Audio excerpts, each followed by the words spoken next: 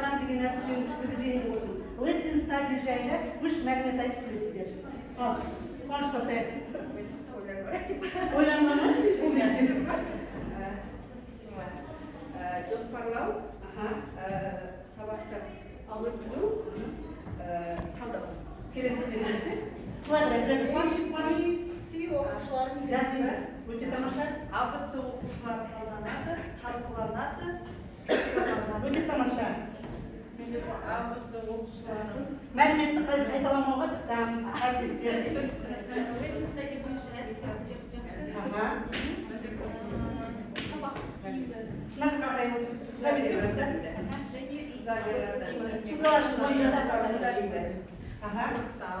Өте тамаша.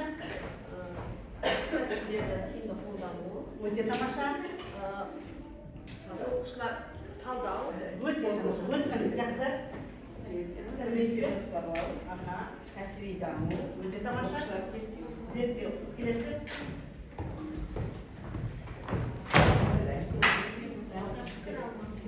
Пікір алмасу. Қолдану. Өте тамаша. және оны Көрсетелігі. Өте тамаша. Рахмет сіздерге. Пайдалану.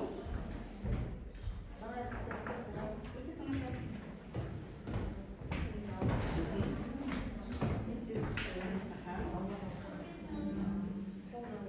Қолдану. Жақсы. Өттіңіз. Көп рахмет жайлы біздің мәліметіміздің бар екендігін байқадық. Сіздерді ортаға шақырамын. Бір-бірімізбен танысып алайық. Ауданның мұғалімдер болғандықтан аты жөнімізді білмейміз. Сондықтан да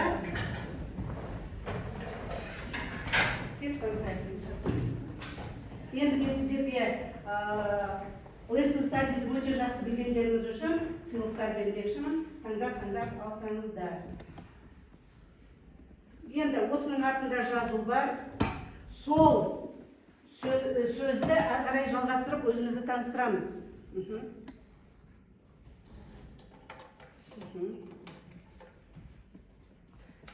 Мысалы мен, сенің қалап қайсын аласың? Барма жазу, бар, е? Менде жазылған сонымен, бүгінмен әріптестердің қалауымен сіздерге шебер сынып өткізбекшімін. Менің атым Бейбіткүл, фамилиям Сәкенова, осы мектептің тренерімін, қазақ тілі мен әдебиет пәнінің мұғалімімін. Ары қарай, Қуаныш бастай бер. маған Бейбіткүл апайдың зерттеу сабақтары қалай жүргізіп жатқаны, қолданып жатқан әдіс-тәсілдері өте қызықты. Сол үшін мен осы семинарға келіп жатырмын. Менің аты жөнім Қуаныш Наурызбекова, жетекші мектептің үйлестірушісімін, мектепте тренермін, шебер мұғаліммін. Маған lesson study арқылы тәжірибе алмасу өте қызық. Өте тамаша маған. Аты жөнім Галиева Әсем Нұрсаитовна, 34-ші орта мектептің мұғалімімін. Мен 32-ші мектептің мұғалімі, тарих, география. Маған осы lesson study'ден өзіме қажетті нәрселерді қолжануыма алып келемін. Өте тамаша. Мендегі ең асыл қасиет сымбаттылық. Мен сымбатты сандуғашпын. Мен нөмір 10-ші орта мектебіне тәжірибе алмасуға lesson study сабағына келдім. Сәттілік. Келесі. менімен жұмыс істеген ыңғайлы деп ойлаймын. Менің аты жөнім Ерманова Айсұлу Абдилаевна, 20-ші орта мектептің мұғалімімін. Мен Кенесбаева Жанар Назарғалиқызы, 28-ші орта мектептен келіп отырмын. Өте тамаша. Менен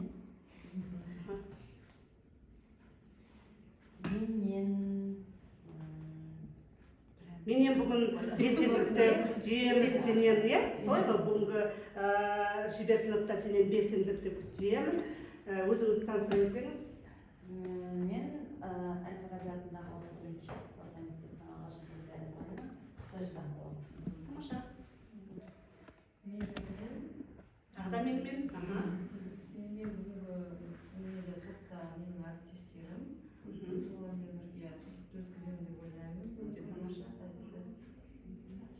Ал менің аты жөнім Айгүл Тастанова, 29-ші мектепте боламын. Жақсы. Менің 10 мектепте кездесемін, тереңірек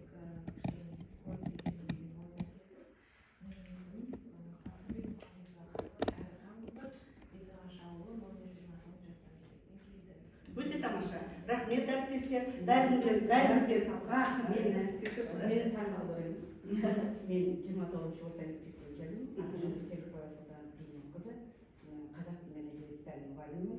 Себебі қазіргі кезде балаларды қызықтыру ғана емес, таңғалдыру маңызды. Сізге сәттілік тілеймін. тамаша. Рахмет әріптестер. Сіздерге көп рахмет. Тәжірибе бөліссеңіз деп ойлаймын.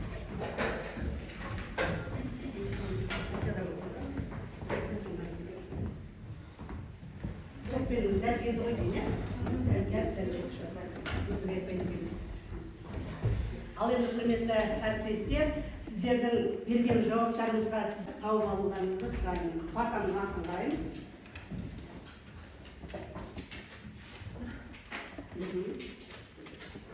Бұл жерде сіздерге менің тілегім жазылған, сол тілектер орындалсын деген оймен топқа бөлінейік. Жасыл топтар жасыл жалаушаға, көк топтар көк жалаушаға, қызыл топтар қызыл жалаушаға жиналуларыңызды сұраймын. Қызыл, көк, жасыл.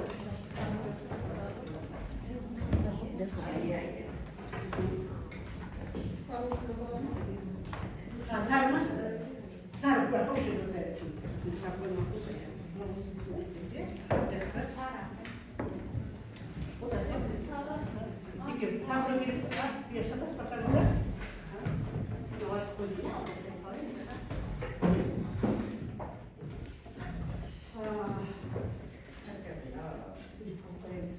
Енді стикерлердің артында қағаздар жабыстырылған байқасаңыздар, ол жерде номер берілген. Солай ғой деп ойлаймын. Енді сол номер бойынша жазылған дүниені оқып шығыңыздар. Бірінші. Мұқият тыңдаймыз. Жоқ, мына жақта бастайық. Балаға өз бетімен зерттеуге мүмкіндік туғызған сайын одан әрі жақсы оқи түседі. Питер Клайн айтқан екен. Питер Клайн. Өте тамаша. Екінші. Ғылым қоршаған ортаны зерттеу сезімінен туады. Өте тамаша. Үшінші Жүсіпбек Аймауытовтың тамаша сөз берілген екен. Баланың ынтасын арттыру үшін оқылатын нәрседен бір жаңалық болу керек. Өте тамаша. Келесінде бос болды, менің ойымша. Топты қорытындыласаңыз, не туралы айтылған екен? Білімдіге дүние жарық. Білімсіз болсаң, дүние қараңғы болады. Білімді болу керек. Өте тамаша. Жақсы. Келесі топ. Зерттеу әдісі берілетін ғылымын арттыру, қосымша материалдарменен байыту, оқушылардың ізденуі, өз бетіменен проблема шештіру мәселелерінде тиімді. Қорытып айтатын болсам, мен Отыра ғой жақсы. Келесі. Оқушылардың өздігінен ойлануы мен іскерлігін өз беттерінше уақытында жасау дағдыларын жетілдіруде өте пайдалы. Бұл әдіс негізінен семинар, конференция, реферат, баяндама жаздыруға ыңғайлы. Мен өз тобымнан сөздерім қорытындай келе, өзіндік білім алу, іздену, өзгермелі өмірге дайын тұлға қалыптастыру. Өте тамаша. Келісемін сіздерге. Келесі. Жұмсайтын материалдар дайын түрінде емес, балалар тәжірибе қылып, зерттеп, өз бетімен шешкендей жұмбақ түрінде берілсін. Жүсіпбек Аймауытов. Өте тамаша. Қызығы көбінесе баланың бір нәрсеге бейімділігіне қарай көрінеді. Ол пәрменді, белсенді болу үшін тікелей әрекетпен айналысу қажет. Жақсы. Уақыт көрсең көзін аш. Өте тамаша. Енді қарап отырсаңыздар, қандай дүниені жаңағы дүние туралы айтылған. Құнды дүниелер ғой, құнды Жүсіпбектен бастап, жаңағы қанатты сөздердің барлығы айтылып жатыр. Яғни көтеріліп отырған біздің проблема қандай бұл жерде? Баланың қызығушылығын арттыру үшін қолдануға. Енді жақсы. Енді келесі 9 алмас әдісін мен сіздерге пайдаланбақшымын. Алдыларыңызда 9 алмас әдісі болғанмен мен уақыттың қызығына байланысты мына 4 түрлі ғана алмазды алып отырмын. Енді зерттеу қабілетін қалай арттыруға болады деп мен сіздермен ой бөліскім келіп отыр. Сол үшін де енді менің мақсатым шығара ғой. Менің мақсатым мен әріптестеріммен зерттеушілік әдістер жайлы мәлімет аламыз.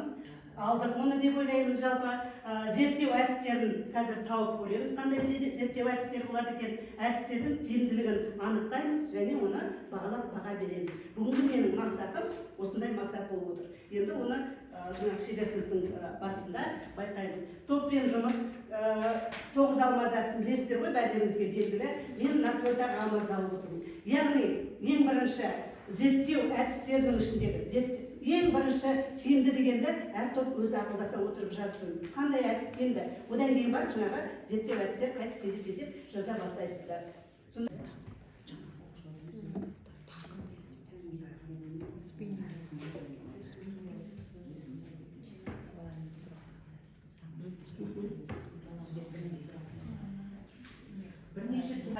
Бұл түсінікті ғой сіздер. Ең маңыздысы төбесіне жазылады, одан кейін келесі дүниелер қатар-қатар үшеуін жазамыз.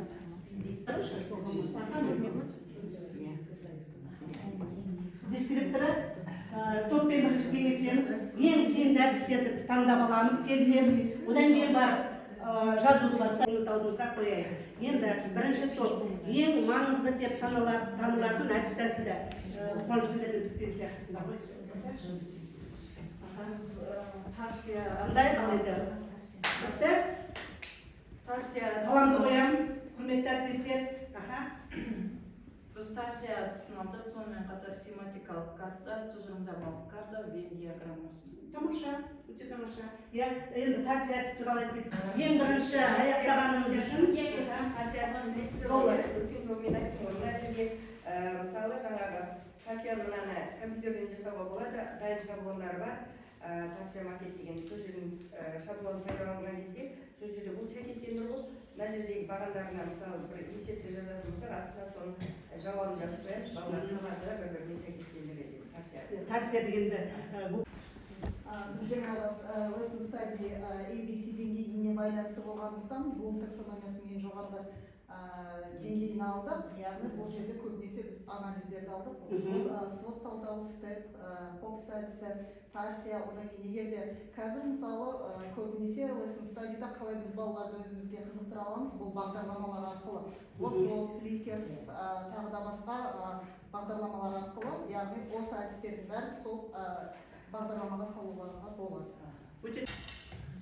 Бізде фишбоун әдісін негізгі деп алдық. Негізгі фишбоун әдісін алдық, өйткені сабағымда үнемі қолданамын, өзіме қатты ұнайтын ең тиімді әдіс тәсілдерін алуға болады, себебі мен салдар жаңа. Кез келген проблеманы осы фишбоун әдісіне салуға болады сабақтағы. Үнемі қолданамын, және Тарсия әдісін алдық. Бұл да бізге қатты ұнайды. Негізі жаңа өзіңіз айтып ғой, неге саласы шыға келеді деп қолданып көрдік. Ассоциация да керек. Міндетті түрде сабақты жаңағы үй тапсырмасын сұрайтын кезде әсіресе және спиннер әдісі дейді. Бұл да сұрақ жауап әдістерінің бірі екен. Өте тамаша. Бүгінгі жауабыңызға сізге де $100. Енді осының ең негізгісін біз жаздық шынына. Сол әдіс тәсілді қазір постерға орындайсыздар.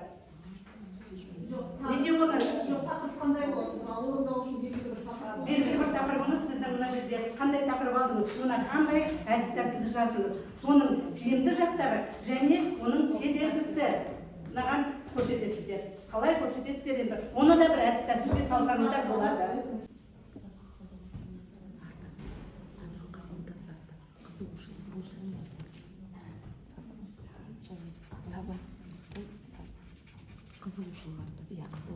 ABC деңгейде баламен шектеліп қаламыз ба? Тек қана сол енді біз соны ғана істейміз. Сыныптағы 3 деңгейде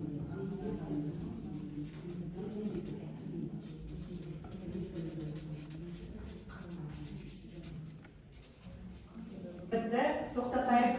Бірінші топ Қуаныш апайдан бастағанбыз жаңа. Қуаныш апай тоқтата салайық, қыздар. Ал бұл Бізде Тарсия әдісі, оның тиімділігі бар және кемшілігі бар деп алдық.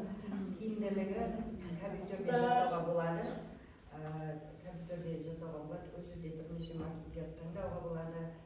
Яғни оқушылардың қызығушылығы артады. Ізденімпаздық қабілеті артады деп алдық. Логикасы дамиды деп алдық. Содан кейін бұл жерде жаңағы тек қана үшбұрышын сол фигураларды жасап шығуға ұмтылады. Жаңағы трапеция жасап шығуға болады, одан кейін жаңағы алтықұш жасап шығуға ұмтылады, сондай тура сол бұрыштарды шығаруға. Яғни олардың жаңағы жеңімпаз қабілеттері артады деп сөйтіп топшылап отырмыз. Енді кемшілігі, бұның жаңағы ең үлкен кемшілігі, мысалы математикада мынау дәрежесі бар, кейбір жаңа формулалар жазуда қиыншылығы бар сол жерде. Содан кейін енді топтық жұмыста бізде белсенді оқушылар бар ғой, белсенді оқушылар тез орындап тастайды да, кейбір оқушылар енді сол жерде енді елеусіз қалып қалатын жағдайлар болады енді. Содан кейін жалпы жоғарғы ойлаудағылары қалыптаспайды деп қойдық енді, бұл жерде енді көбісіне жеңіл тапсырмалар бар ғой. Дайын жауаптар мен жеңіл тапсырмалар бар. Сондықтан енді жаңағы кейін онан жауап беретіндей тапсырмалар көп алынбайды бұл жерде. Соның кемшілігін шештік. Өте тамаша. Отыра берсеңіздер болады. Келесі топ. Білесіздер, ABC деңгейіндегі тапсырмалар өздерінің дескрипторы арқылы жеке, топтық және жұптық жұмыстар жасауға болады. Бұл lesson study'дің немесе осы әдіске қолданылатын ең күшті жағы деп ойлаймыз. Және соның ішіне бірлескен жұмыстар береді. Сонымен қатар lesson study'дің болашақта ең жақсы беретін нәтижесі деп ойлаймыз. Білім саласын нақты зерттейді. Яғни білім саласындағы бағалау нақты болады, және де ол өмірмен байланысты болады деп ойлаймыз. Және де оқушыларға lesson study'дің қандай күшті жақтары бар, оқушылардың зерттеушілік қабілеттіліктерін арттырады. Келесі әріптесім. Lesson study'дің бұл жерде W, яғни әлсіз жағы тәжірибенің аздығы, одан кейін материалдық базаның аздығы деп алды. Яғни бұл жерде lesson study бойынша мысалы кейбір мұғалімдердің тәжірибесі аз. Осы именно lesson study бойынша мәліметтің аздығы. Одан кейін Тәжірибеде енді ғана іске асырғанда, сондықтан да бір-бірімізбен тәжірибе алмасып, жиналып осылай отырмыз. Енді мүмкіндіктері болашақта білім саласында нақты бағалауға көмектеседі, педагогтардың кәсіби өсуіне ықпалын тигізеді, оқушыларды өзгерген өмірге бейімдейді. Өте тамаша. Енді сонымен қатар бұл lesson study'дің дедік, қауіпі де бар, яғни қауіпі ол бізде мектеп тренерлерінің аздығы, нақты осы lesson study туралы нақты білетін адамдар, яғни мектепте санаулы. Сондықтан да бұл өте қауіпті деп ойлаймыз.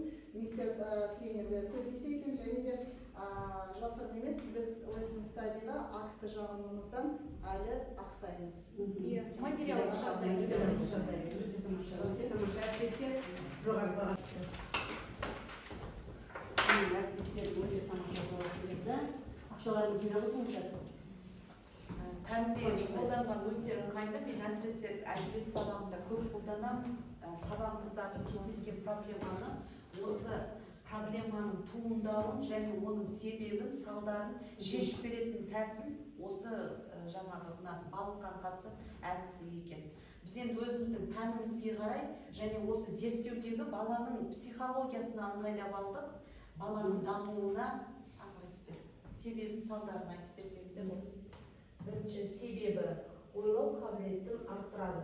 Одан шығатын салдары, яғни зейінін дамытады екен. Баланың бұл әдіс бірінші тағы нететін сабаққа қызығушылығын арттырады және сабақта балалар белсенді жұмыс жасайды. Өте тамаша. Жақсы. Келесі кез келген пәндерге қолдануға ыңғайлы. Ұжымды сабақ ұжымды сабақ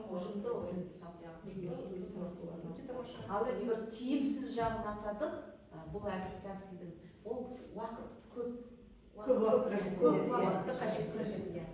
Сол ғана тиімсіз. Өте тамаша. Одан кейін жаңағы басына проблема жасап, негізгі берген тапсырмаға қатысты дүние, одан кейін бар, одан қандай қорытынды шықты. Мысалы үшін бүгін біздің lesson study өте тиімді әдіс тәсіл деп басын алатын болсақ, қорытындысы қалай болды? Мысалы үшін мен сабағымнан кейін қорытынды жасалады, ол жерде түйінделеді. Мысалы үшін белсенді әдіс тәсілдерді өте көп қажет ететін тәсіл екен деген сияқты мына жерге келуі мүмкін. Яғни басында проблема, аяғында міндетті түрде түйінсіз болады. Өте тамаша әріптестер, өте тамаша сіздерге.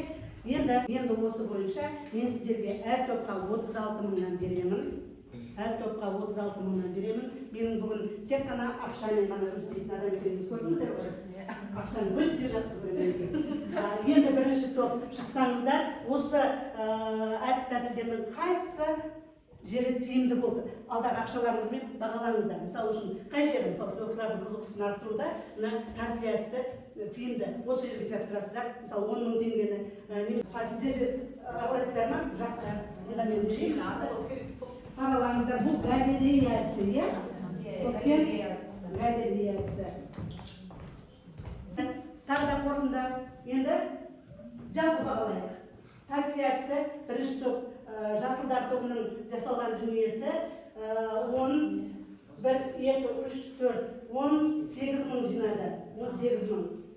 Келесі свод талдау сары көктердің тобы 10, 20, 30, 40, 50 мың жинады. Бірінші орында көктер тобы. Үшінші доллардың құны қазір қанша? 456 болатын болса, 456, 58, қанша болды? Математиктер қалып есептейді. 460 мың жинады. Сонда бірінші ең алдыға шыққан қайсы болды? 460 мың доллар. Бұндай әдіс тәсілдерді көрсетсем болатын еді, бірақ уақытымыз аз қалды. Жалпы ақшаларыңызды санасаңыздар, ең бірінші көп ақша жинаған кім екен? Мына топта жоқ, жеке-жеке. Доллар бар 460, одан кейін мына жақта қанша пай? 24 мың ғана басықтың жинағанымыз? Жоқ, жеке-жеке. Доллар алған сәуле алды ғой. Қоспау керек еді. Онда мен ойлаймын, осы жерде жаңағы долларда сәуле алды, одан кейін Қуаныш апай алды. Шашу кетті. Қуаныш апай сізге долларға алғаныңыз үшін менің долларымды тастап кетесіз, бірақ алдағы сізге сыйлық.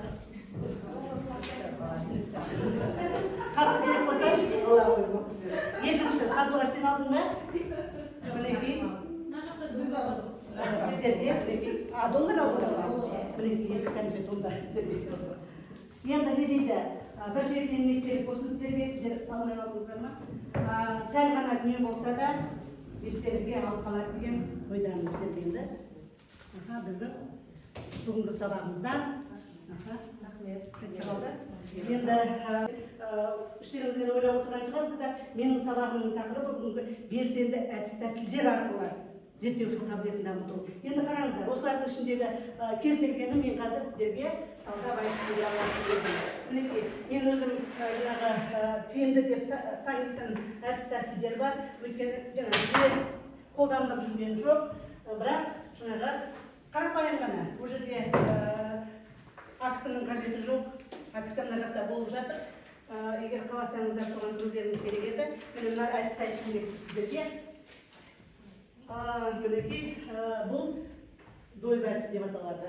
Дойбы әдісі бұл енді көпшілікке таныс емес шығар. Көбіне нәтиже сабақ деген болады, қорытындылау сабағы болады.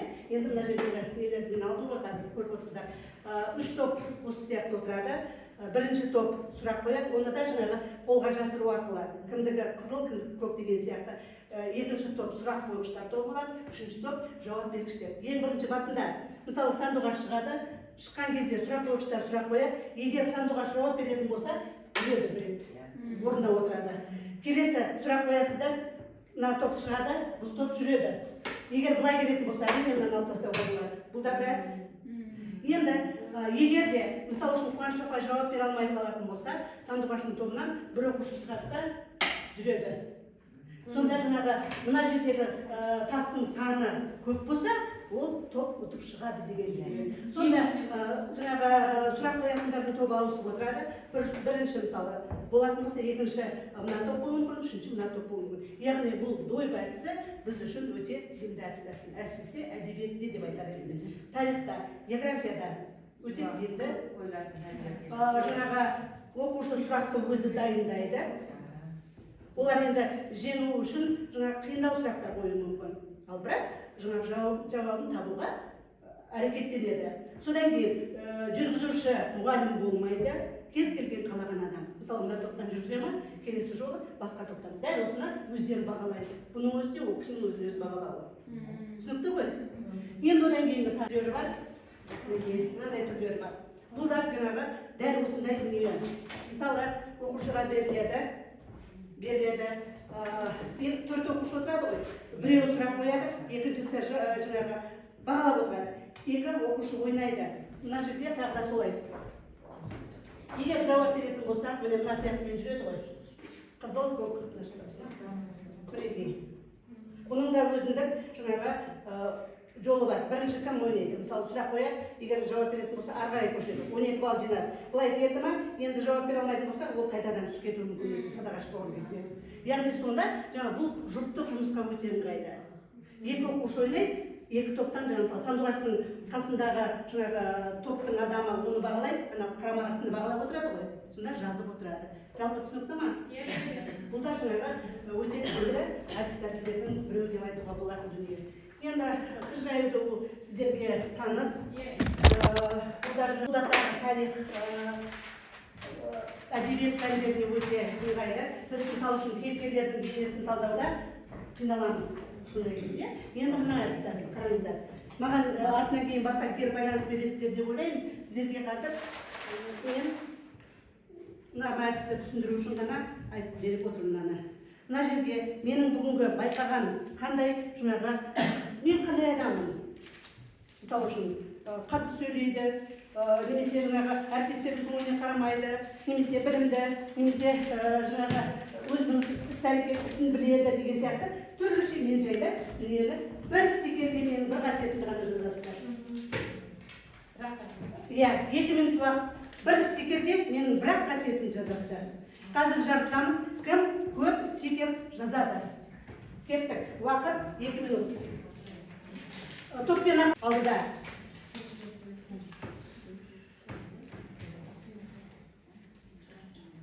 Болма? Қызылдар тобы, қанша?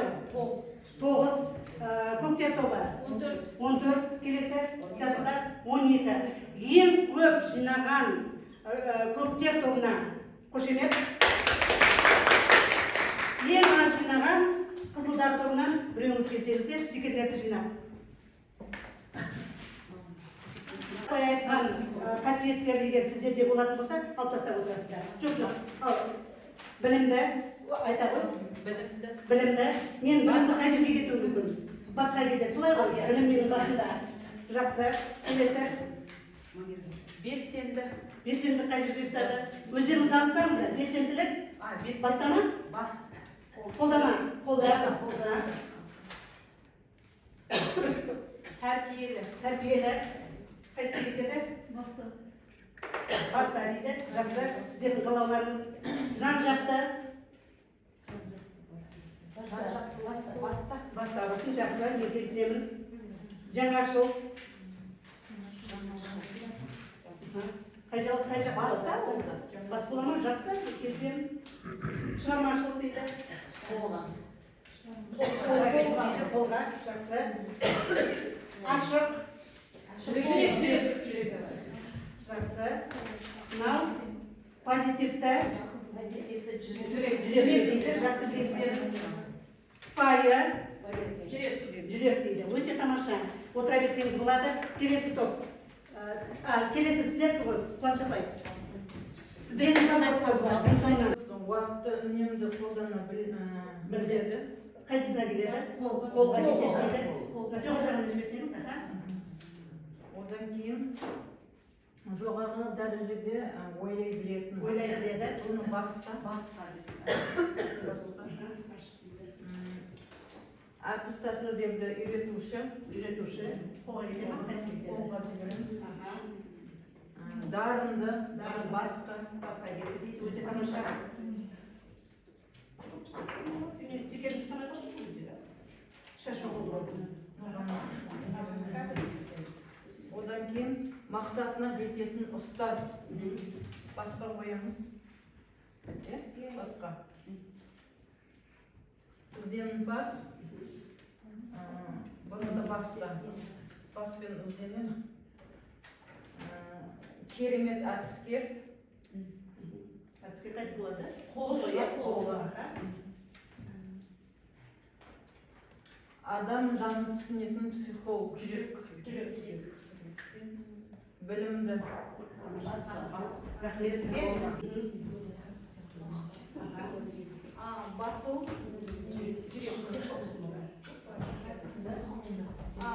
Талапшыл. Талапшыл. Қайсысы болады? Жүрегіңіз. Көшбасшы. Көшбасшы қайсыға келеді? Басқа келеді. Әдіс тәсілдерді шебер меңгерген қол. Қол, өте тамаша. Жақсы тренер. Жақсы тренер. Жүректен шыққан сізден. Жақсы онда жүректен жапсыра ғой. Жүректен. Екі нөмір тренер бола алмайды. Аудиториямен жақсы жұмыс жүргізе алады. Бұл қайсына? Қол дейді. Жақсы келсем. Одан кейін мейірімді. Мейірімді. Нұсқақпен білмей қалып. Қол ашық, ақ көңіл. Ақшаны көп бердің. Ақшаны көп бердің, сыйлықпен. Қайсы болады? Жүрекке кетеді ме? Одан кейін әдемі. Әдемі. Рахмет сізге. Қайсына кетесің?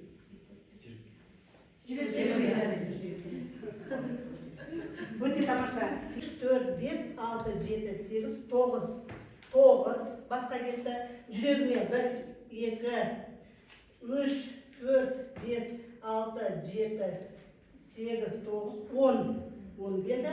Енді қолымда 1, 2, 3, 4, 5, 6, 7.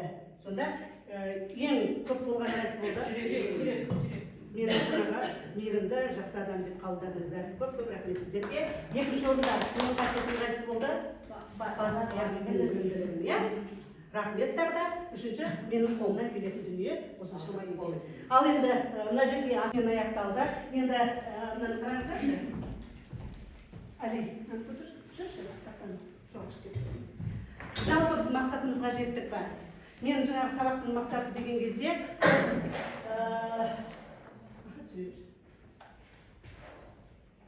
мақсатын шығара ғой. Жалпы сабақтарда дәл осындай ғой, қыздар бірінші мақсатын айтамыз да, біздің бүгінгі сабақтағы мақсатымыз не? Содан кейін барып қайтадан мақсатқа қайта ораламыз. Зерттеушілік әдістер жайлы мәлімет алу керек. Біз кірдік, стикерлер арқылы алды. Екінші, зерттеу әдістерін табады. Өздеріңіз таптыңыздар, талдадыңыздар, оның жаңағы тиімді жақтарын бағалайды, анықтайды. Бұл біздің сабағымыздың мақсаты болатын. Яғни осы мақсаттардың барлығы орындалды деген ойдамын. Сіздерге көп рахмет. Енді қазір сіздерге тағы да бір тапсырма, соңғы тапсырма. Жасылға бүгінгі сабақтағы, менің сабағымдағы тағы да ұнаған дүниелерді, сабақтағы механик талдау жасадық қой, сабақтағы ұнаған дүниелерді жазып бересіздер. Топпен мынаған мендегі кедергілер. Мынандай болса, өте тамаша болар еді. Немесе мынау дұрыс жасалған жоқ деген дүние. Ыдыстың ішінде бар.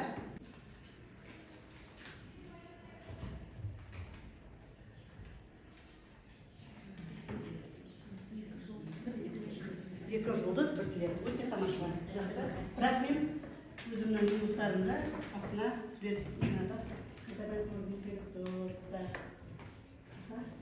қызылдарын білдірейік, өйткені менің қандай кедергім бар екендігін білуім міндетті. Бердіңіздер 1, 2, 3, 4, 5, 6, 7, 8, 9, 10, 11 жасыл, яғни жақсы баға. Менің кедергім ұсыныс бағалау әдісінде дескриптор қолданылмады. Тамаша, келісемін. Уақыттың тапшылығы. Ол негізінде шеберсінап коучинг дегенде өздеріңіз білесіздер 90 минутқа арналған дүние. Рахмет сіздерге. Ойларыңыз болса айтсаңыздар болады. Жалпы Бәріміз бірге бір сурет етсіз болады. келіңіздер, жақсы. Мыналардың әдіс тәсіл